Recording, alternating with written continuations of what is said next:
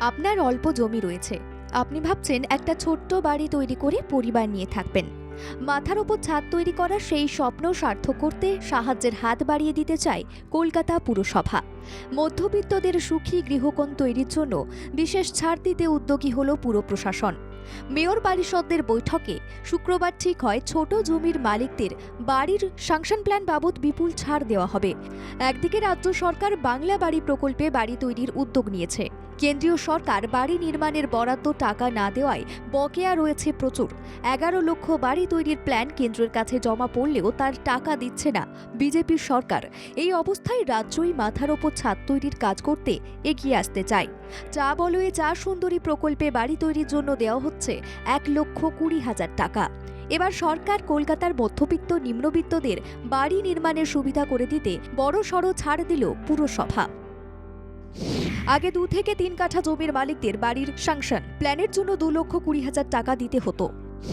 নতুন নিয়মে 1,20,000 টাকা দিলেই বাড়ি তৈরির অনুমোদন দেবে পুরসভা। 1 কাঠা জমির জন্য দিতে হবে 40,000 টাকা। 1 থেকে 2 কাঠা জমির জন্য লাগবে 70,000 টাকা।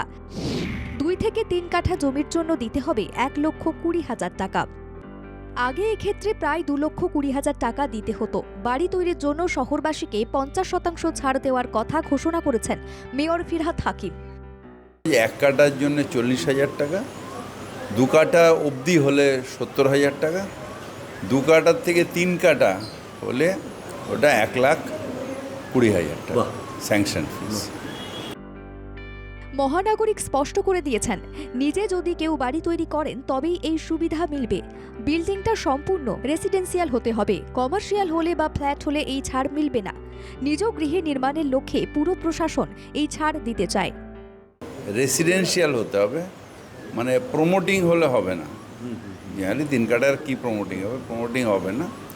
আর কমার্শিয়াল না, নিজে থাকার জন্য করলেই এই ফি স্ট্রাকচারের ফেসিলিটিটা পাবে। খুব ভালো।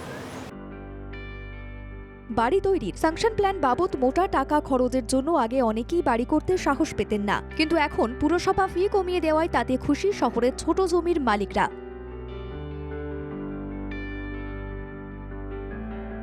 শেখ ইরশাদের রিপোর্ট, বাংলা জাগো।